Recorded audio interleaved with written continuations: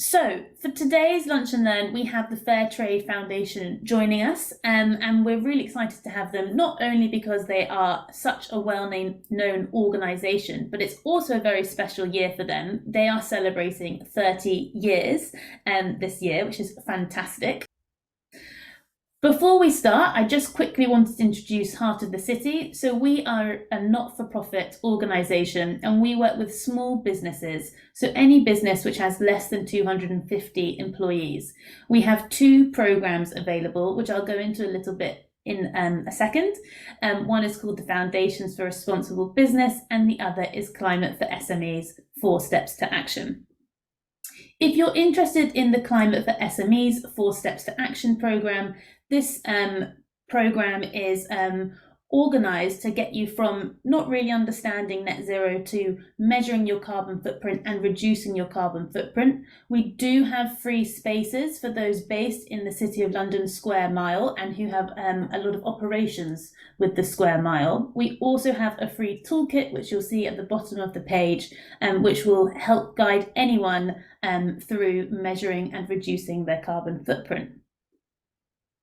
The other programme we have is called Foundations for Responsible Business. I like to think of this as a little bit more holistic because we focus on all elements of responsible business. So we give you that strategic approach, and then we also have specific learning sessions on how you can support your people, the environment, and your community. If you're an ethnic minority-owned business based in London, we do have free spaces for you through the Minority Business Matters programme. Right, that was Heart of the City. Now we can get on to the main reason we are here. So we are here with Fairtrade Foundation. So for today's session, we will have an introduction to ESG and HREDD supply chain risks.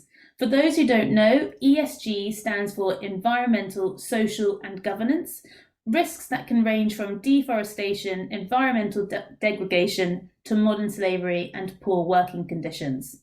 HREDD, which is not easy to say, stands for Human Rights and Environmental Due Diligence, and it's a systematic process of managing adverse impacts in operations and supply chains. For a lot of the businesses that we work with who are small SMEs, we wanted to show them that there are ways that you can engage with your supply chain and that we want to encourage you to think about what influence you have on them. So today's session, where we'll hear from Andrew in just a second, will explore some of the key risks that all businesses face, whether you're a sole trader or if you have 1,000 employees. And you should be aware of some of these risks no matter the size. We'll learn how to be more active in our supply chain and how we can use our individual and collective action and influence to make positive change.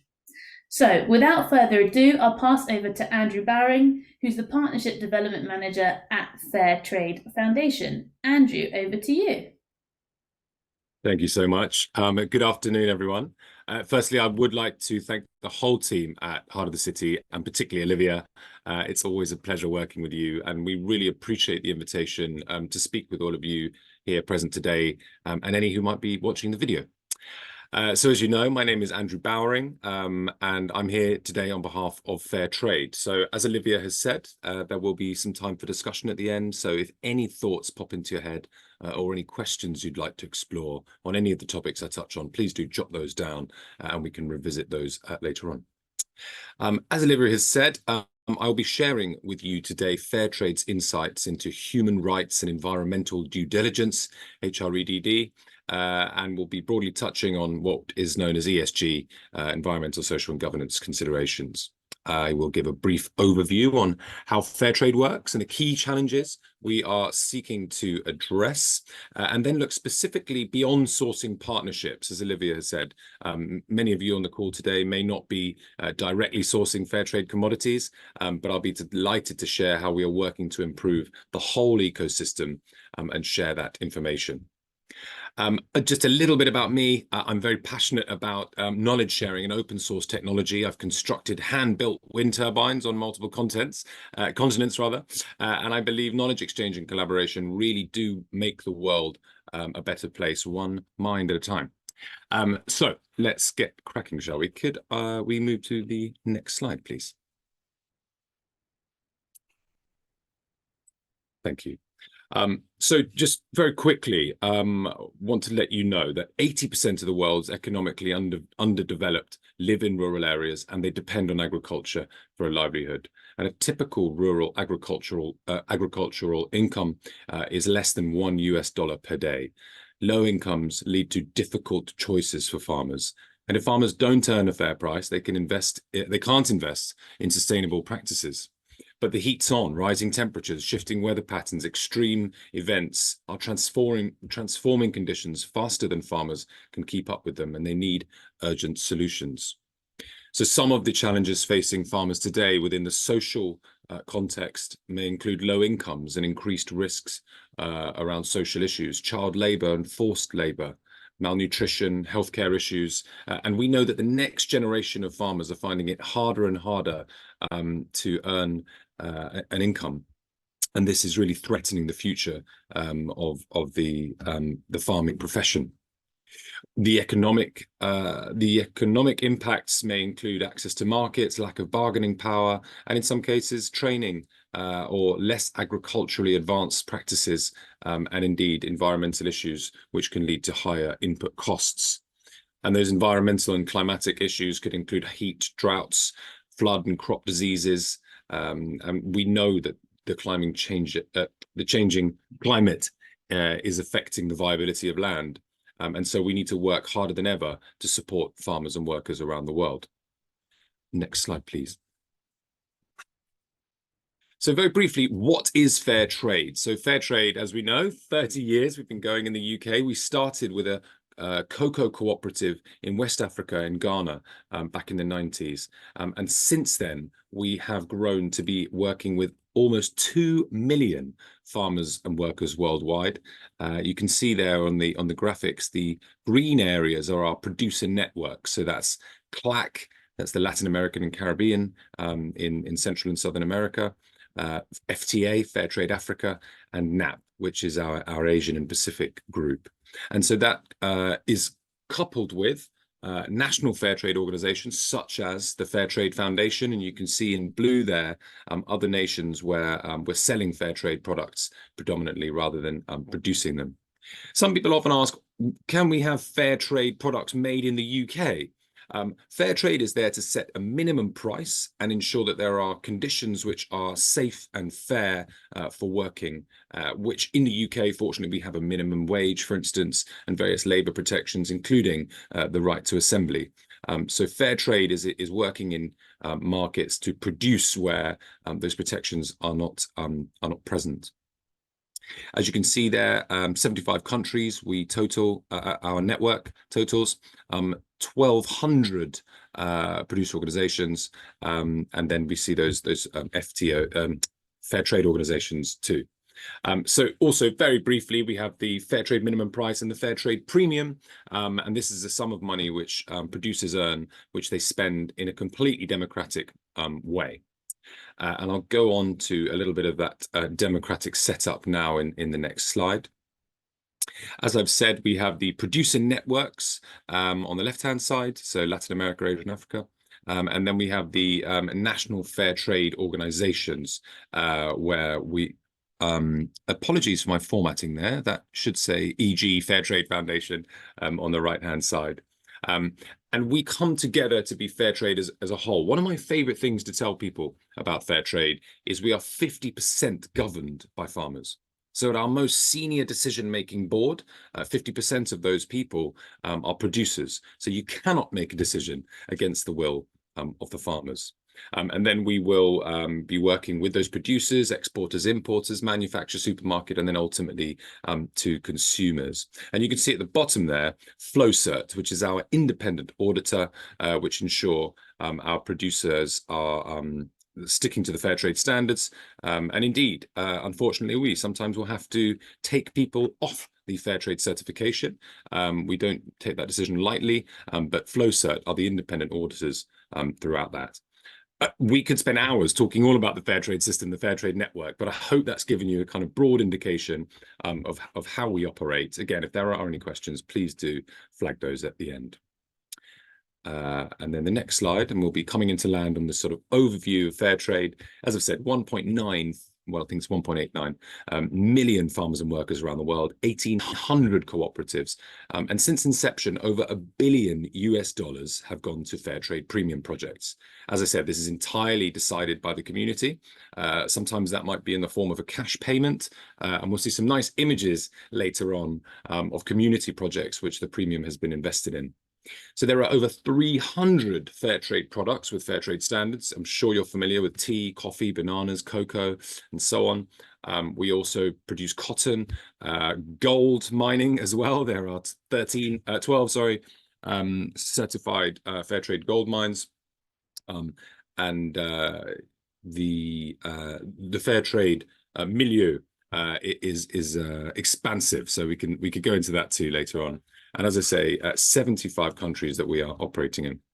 We also have fantastic public awareness. So 9 out of 10 people in the UK know about the fair trade mark. And we have roughly 88% positive approval ratings globally through our market research partners, GlobeScan. 300 UK business partnerships, and we've reached over 1 million people in our campaigner events. And we hope to reach many, many people in this, our 30th year. Next slide, please.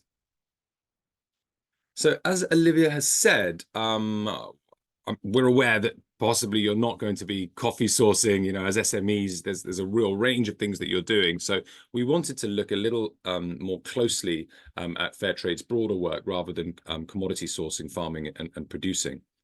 So whilst you might not be sourcing vast volumes of fair trade products, although I'm sure you could get our tea and coffee in your office, and there being several thousand SKUs worldwide, we want to look at the salient issues that we're all facing within the lens of ESG and HREDD, which kicks off with climate issues.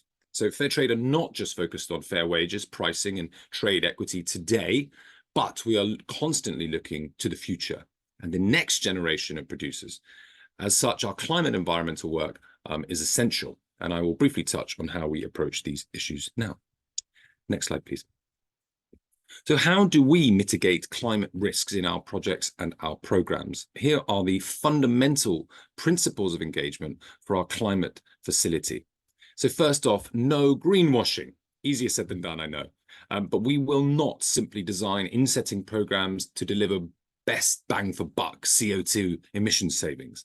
Our approach to insetting, for instance, is very holistic, and we design programs that are relevant to communities and include wide-spanning impact. And here, this notion I mentioned of 50% farmer voice at the executive committee level is essential. So we do not do projects without broad consultation. Often this will take an extended period of time so that we do baseline reviews and we ensure that what we're measuring is impactful. Again, this is easier said than done because unintended consequences by definition cannot be foreseen, but we are aware of the complexities of climate investments and potential unintended consequences. So the governance structure that we have includes expert investment committees, ensuring reduced risk of unintended consequences. In terms of those longer timeframes, our programs and investments will not deliver one-off impacts, such as carbon credits, although we do have some carbon credits, but we're really not talking about that today. We want to make sure that we are delivering year-on-year sustainable impact that makes a difference in communities now and in the future. Again, always having producer voice central is essential to what we do. Our investments will focus on the farmers involved in partner supply chains, and we will not lose sight of our farmers, producers and workers and or their resilience to the climate crisis. And then finally, our fund and Fairtrade as a whole seeks to support partners to invest more in reducing the impact of the climate crisis in their own supply chains rather than buying carbon credits indefinitely and offsetting. Offsetting is an essential part of the mix, and we know that the SBTI approach is slightly modifying there. I'm not sure if we'll have too much time to go into that. Please don't ask me too many technical questions on that if any of you are interested. But we want to make sure that we are getting that balance right. Next slide, please. So when Fairtrade are talking about climate risks, as you should now be very familiar, farmer voice is utterly essential. But we work with a number of commercial partners too. And so we are trying to get that balancing act right. So we know that commercial partners are facing mounting pressures on carbon mitigation. Some of you may have heard of the EUDR, the deforestation regulation that's coming through, particularly affecting coffee and cocoa. But we also know that simultaneously, that producers are facing mounting pressures on climate change adaptation. So EUDR, as I've just alluded to, as I've just mentioned, we need to do satellite mapping. Well, who's going to do that? Who will pay for that? Who pays for the data ultimately? And so for us, it's essential that we get this balancing act right. We want to provide value to businesses and our partners, but also we must ensure that we are doing so with full respect and buy-in from our producers. Next slide, please. And as I've mentioned, SBTI, so the Science Based Targets Initiative and Net Zero Agenda, this has elevated the importance of Scope 3. Some of you in the call, Scope 3 might kind of might trigger you a little bit there, but it's an unknown at this point, and everyone is working hard to try and understand how to best calculate Scope 3. And so for us, things like greenhouse gas emission reduction planning, management, investment, again, is centralizing the producer voice so that we are not trying to run away keeping up to date with legislation, but forgetting the actual implications there. Next slide, please. So I'm now going to briefly touch on the HREDD Centre of Excellence that we have at Fairtrade. So there are a number of projects like HREDD which get focalized in certain regions. So our Scandinavian colleagues head up the HREDD Centre of Excellence. And for us, we want to highlight the elements of fair due diligence, dialogue, fair cost sharing, collaboration, and continuous improvement. And I'm just going to share with you now. Oh, my computer is possibly crashing. Hello? Have you got me? Yeah, oh, good. Sorry. Okay. Fantastic. Sorry. Next slide then, please. So here, some of you may recognize this image, but these are the steps of the HREDD process. Now, there are various bits of legislation. We won't go into the CSDDD and CR, all of those we won't go into right now. But what we do know is that in order to understand the salient risks in your business, first off, you need to make a commitment to doing that, and then identify which are the most salient risks to you. See how you may address and remediate, and this might be a point where the Centre of Excellence could come in, or any other number of organizations who are working in this space, and then track what you're doing and communicate it too. We've seen a growth of green hushing in some circles where good work is being done, but people don't really want to put their head above the parapet. And so it's important that we are communicating and people realize that, sorry to use the cliche, this is a journey, and that there is no end point. And instead, we want to constantly be honing our approaches here. And I will go into a little bit more detail on that on the next slide. So how can we prevent and mitigate HREDD risks and harms? So first off, we've got strengthen your policies. So can you follow those 5 steps of HREDD that we've just shared? Oh, sorry, my computer's wicked. There we go. Can you follow those 5 steps in the HREDD process, and which ways might you be able to improve? Can you bring together stakeholders, possibly to reflect on recruitment, procurement, or codes of conduct?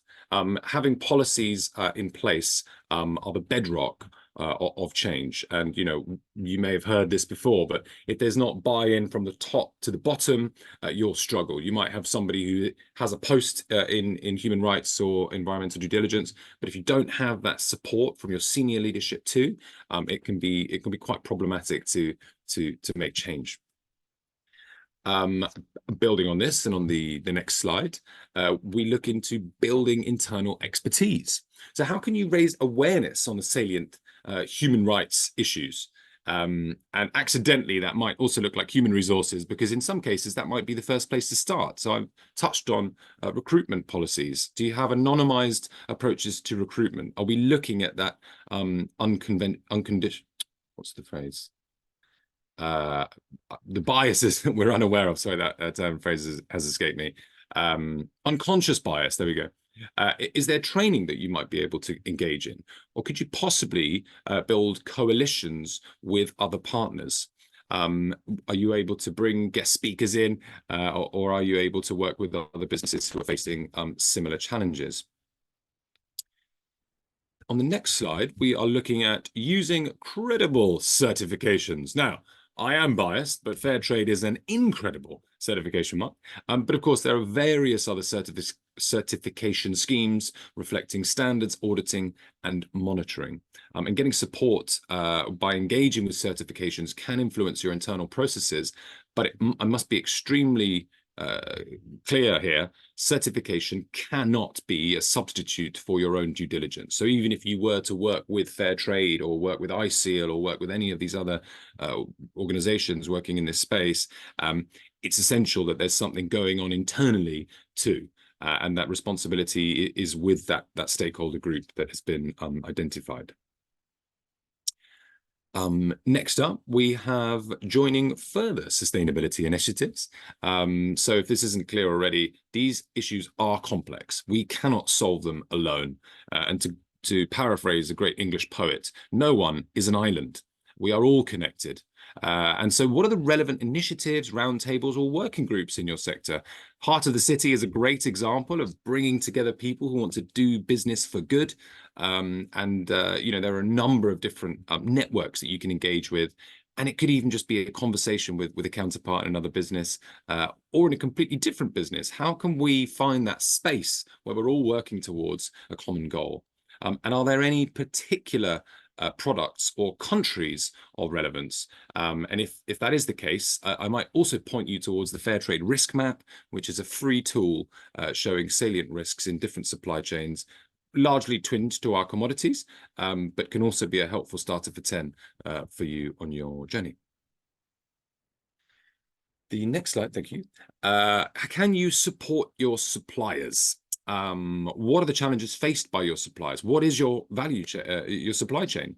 And where is the value, read power, concentrated? Often we find at Fairtrade that the power dynamic is imbalanced against producers. I won't go into a long diatribe about this now, but we do not feel that trade is fair. And so it is our mission and our conviction to try and rebalance those scales. And so whether it's resources or know-how that is lacking, consultation is key, and having those open and respectful conversations are totally invaluable. Another thing you might do is launch or join a project. So as I said, we've got some nice images here. This is a well that was built at a Fairtrade community, but targeted and tailored projects may be needed in some cases. And there might be deeply embedded issues like climate change, migrant workers' vulnerability, or child labor, which need holistic solutions that will not be solved overnight.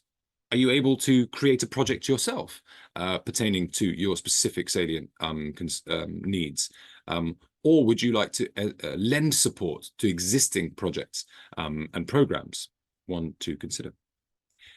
And sort of coming into land now, what areas of your business are of higher risk in terms of HREDD? Might you need to rethink elements of your business model? Think of the future. I chose this lovely image of a Fairtrade school bus because this is about showing that we have that intergenerational view, and education is key to all of this. When you're potentially rethinking your business model, is it about materials that you're using? How supply chains impact environments? Nothing to do with fair trade, but are you looking at zero waste, for instance? What are those areas that you're championing in your organization? How do you design services? What's the average length of a business relationship? And how do you work with clients? What type of clients are you working with? And what might the ideal client look like? So, as I say, coming into land now, what ways might Fairtrade be able to help mitigate your risks? You could engage with the team here at FTF, or indeed our Centre of Excellence on Human Rights and Environmental Due Diligence. You might want to become a beyond sourcing partner and support some programs. There could be ways that you could bring together stakeholders for fundraising opportunities, or supplying fair trade products in your office with fair trade at work. And of course, in case we hadn't said it enough times, it is our birthday this year, 30 years of fair trade. And over Fair Trade Fortnight in September, we'll be doing a number of events where we want to bring people together, and you would all be most welcome to get in touch about that. So final slide from me. Together, we can build a more people-focused, sustainable and resilient world, deliver value and credibility for your business, and work towards making sure the future is fair. Thank you very much for your time. If there are any questions, more than happy to take them. Thank you for the slides, Olivia. Thank you very much, Andrew. I'm just going to put one more slide up just for a minute or two whilst people write in their questions. And that was really brilliant and very comprehensive. So thank you. And that last, the penultimate slide with lots of useful links and places where people can go, we'll include that in the email so you can have those links directly. I'm now going to stop sharing this screen because I hate sharing the screen. But there you have on the system, on the screen, Twitter, Instagram, LinkedIn, and we have a mailing list. So please do get in contact with us. Okay, so let me just get some of the Q&A that are coming in. So one question that we have is, some people on the call are going to be senior leaders. Some people on the call are going to be relatively junior. Apart from the argument that it's the right thing to do and to look at, what is kind of another reason why people should be doing this? Is there a legislation reason? Is there competitive reason? Great question. Whoever asked that one, thank you so much. So there are various factors here that I would argue make this essential for the sustainability of the future of your organization, regardless of what that organization is. There are legislative pressures coming from the EU predominantly. I won't go into too much talk on UK Gov PLC right now. But we do know that we will be trying to match with some of those legislations. I mentioned EUDR, the European Deforestation Regulation. For any businesses operating in the UK who want to operate in Europe, those are essential. The corporate social responsibility disclosures and so on, for any businesses that are working cross borders, those legislations will be important. We know that there's obviously the Modern Slavery Act here in the UK, and there will be climate legislation coming through, and of course the CMA recently with their greenwashing code have kind of put a bit of extra pressure on businesses to not just say this is green, this is good, and make sure that you're really robustly backing up those claims. But also, as we look to the next generation of consumers, that's now if we're talking about Gen Z, they are increasingly conscious of what the environmental, social impact is of the organization that they might be choosing to work with or choosing to buy the services of. And so we're hearing about the great transfer of wealth actually over to the millennial demographic, but we also know millennials are very keenly focused on the environmental impact. I think about 30 years ago, poverty was a real key concern for people in the sort of sustainability space, but now it is environment. And if we're not working in projects which have bona fide results or indeed have trust, then that might sort of put you behind the pack. And Paul Polman, I believe is his name, was the ex-CEO of Unilever. And he made some really bold decisions. I know the CEO is slightly is changed now, but I still like to use the examples that Paul Polman gave. You might need to suffer a bit now, but in the future it will pay off, because ultimately we only have one planet. And as we see those increasing climate catastrophes happening, this will affect every aspect of our business. So rather than it being a nice, fuzzy, good thing to do and a sort of moralistic benefit, there's a serious business case here. Because if you're not working to have sustainable supply chains in the next 5, 10, and further on down the line years, will your business be here in the future? And I think every business needs to be thinking about that future perspective. And I hope I haven't rambled there. No, you haven't rambled, came across as very passionate, which is brilliant to see. Just for those who are a bit confused, you can use, I think it says that it's disabled, but I can see things on the chat. If you do put in your questions on the chat or the Q&A, whichever way is open, I can see them. One question actually from me. So I've had a look at who's joined our session, and I'm just having a think. If I was in their position, everything that you've talked about is really valuable, it's fascinating. I would be thinking, oh my goodness, this to-do list is just huge, what is being asked of me. So how far does someone go on their supply chain? Where would you recommend someone start? A brilliant question, Olivia. I would have to caveat my answer to say it obviously is very, very context specific, but those 5 steps are identified. So you'll have a number of risks. Every business has a number of risks, and so identifying which are the key ones to focus on. There is legislation coming in a year or 2 years' time, but the more prepared you are now, the more you're measuring things as well. So I think that's a key piece of the puzzle, is how you're capturing that data. And if you are in a business where someone is doing that data capture, they need support from the senior leadership so that people don't think, oh, it's a box ticking exercise and you want me to get, well, yes, we do need to tick boxes. And frankly, that data is really important and it can be really valuable down the line. So I'd say measuring, identifying and assessing where you are on that journey. You will have to start at some point. It's almost inevitable as legislation becomes more robust. So I'd say starting off with that identification, looking at what your key risk areas are, whether it's in your supply chain or whether it's more internal. Human rights and environmental considerations are vast and expansive. So it can feel like you're at the foot of a mountain, but a great Chinese mystic once said, the 10,000-mile walk starts with a single step, something like that. It's not a direct translation. At Heart of the City, we would probably recommend that you look at where you have your most spend when you're looking at measuring your carbon footprint, for example. Would you say that that's a similar approach when we're thinking about HREDD risks, or is it more, don't just look at where you're spending the most money, you really do have to look at everything? A brilliant point there. I think spend does equate to influence in many respects. And if you're spending a vast amount of money in procurement on something, then you could have a significant influence there. But to your point there, it's not just about where the money's going, it's also about the purpose and the culture of the organization and what it is that you're trying to do in the world. And I know that everyone in the heart of the city, as we see from that lovely strapline, every business can be a force for good.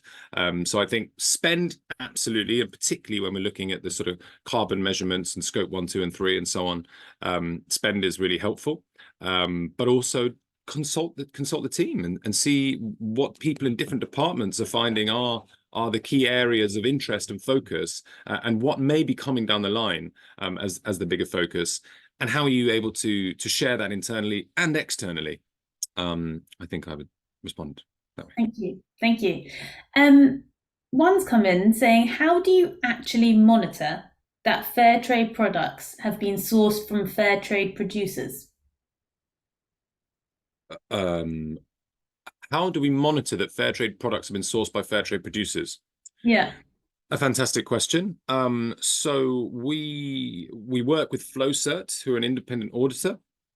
There are various conditions according to the commodity on how that is measured and traced.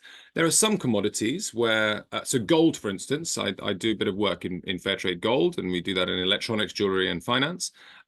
We have 100% traceability on every gram of gold, and that's essential to what we do.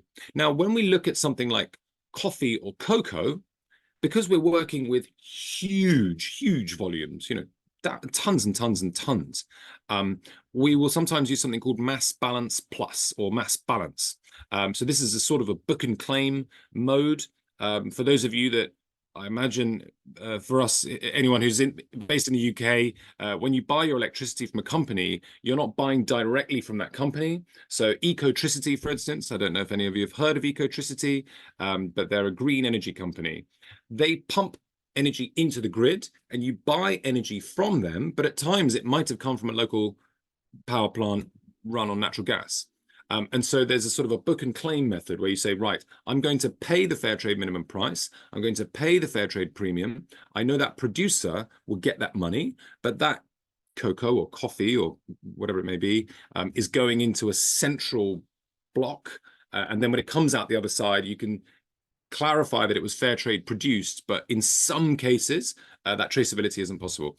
Full traceability is what we want to do in every instance, but we also need to think back to that sort of seesaw image, make sure that we're balancing practicality for farmers, because it's already expensive to be fair trade. I'm going to be honest about that. We have the highest standards in sourcing, and so you need to do more to get fair trade certified. I won't mention other certification schemes, but we know that ours is more expensive. So we need to make sure that we're being pragmatic and supportive, and also something that works for businesses too.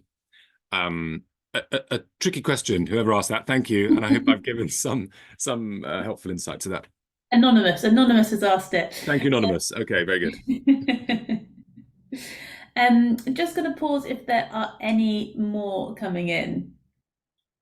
And also, Andrew, if there's anything you wanted to say that you didn't get a chance to say earlier, putting you on the spot there again. Well, yeah, no, so every single slide I could have spent about 10 minutes speaking to, and I know that we didn't have a great amount of time, so I really appreciate everyone who's come here on the Lunch and Learn today. But please do feel free to reach out to me via Olivia, or you can get me on LinkedIn or andrew.bowring@fairtrade.org.uk if any of these programs or projects are of interest to you. And we've got a number of great initiatives that we're doing, particularly in our 30th year. And if you wanted to dovetail with that in any way, and we could find possibly a way to partner, we'd be delighted to do that. Ultimately, fair trade wants to see a fairer world. And as a non-profit, we will always seek to consult and work with maximum number of people. Thank you. I've got one in, which I think is specific, but I'm going to broaden it out as well. So David says that we work designing electronics. Where can he find out which component suppliers use fair trade precious metals? That's quite specific about precious metals. I just wanted to ask more generally, how would someone, is there like some sort of database where you have companies who are fair trade certified? Great question, David, sir. Please do take my email address. We can take that one offline with happiness. So Fairtrade, for instance, will be at the OECD Responsible Mineral Convention in Paris at the end of the month. At present, you need to look to companies like Fairphone in terms of those components. In terms of responsible minerals, David, was it David? Yes. Okay, I'm not just saying David randomly.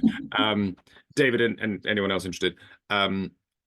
In terms of responsible minerals, Fairtrade have been focusing on gold at the moment. Coltan, cobalt, all of those other lithium, those other essential minerals, we're not currently working in. Fairtrade, typically we work with renewable products. You know, you plant it, it grows, it comes back next year. So gold is an extractive material, but we are designing a brand new gold pilot program.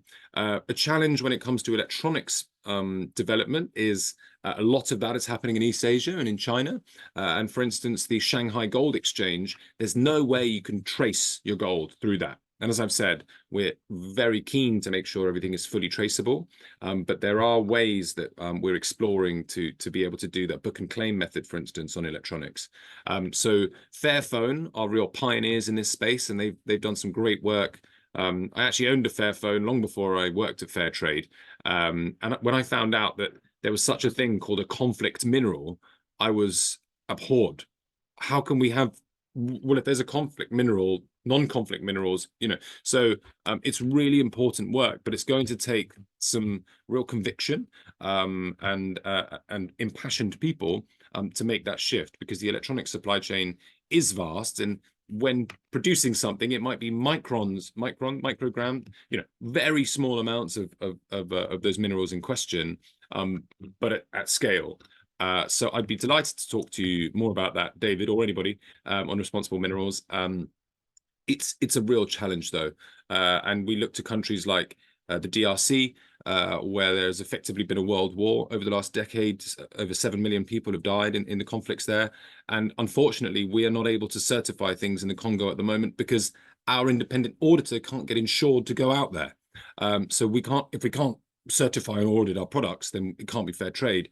So we're working in different programs and projects and some coalitions and sustainability initiatives to see how we can help those communities best. But to be fair trade, those standards that need to be met mean that sometimes we're not able to work in those really crucial areas. But whilst we're a big brand with a big history and a global reach, we don't want to try and stretch ourselves too thin. We want to make sure the things we're doing well. We're driving impact for producers and indeed for partners. So again, sorry if that was a bit of a roundabout way of answering that question, but good one, David. Thank you. Just real quick. So if I wanted to find fair trade companies, there's no database. I have to do a bit more of a in-depth search dependent on the sector. Yes, or you can contact the commercial at fairtrade.org.uk. So there are lists, and FlowCert, as I said, they kind of have those lists, and we can provide those insights. But you can't go on the website on the UK website, for instance, say everyone doing fair trade, because the list would be too long. Too long.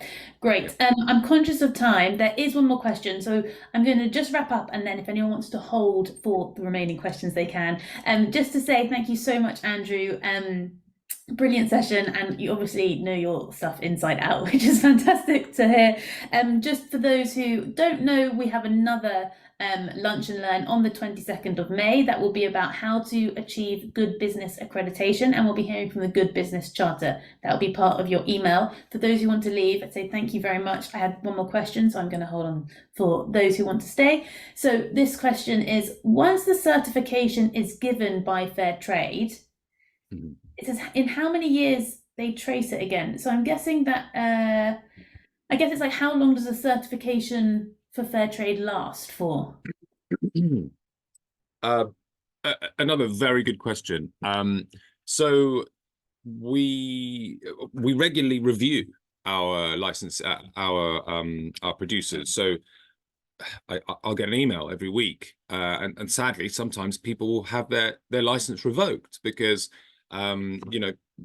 mistakes happen, but also then we always want to work with our producers to ensure that they can keep that certification. But again, a reputation is slowly gained and quickly lost, and so unfortunately, we do have to suspend or terminate relationships in some cases. So FlowCert will be doing audits, roughly twice a year, but then in some cases it might be a bit of an extended time if there's an organization which has been with us for an extended period.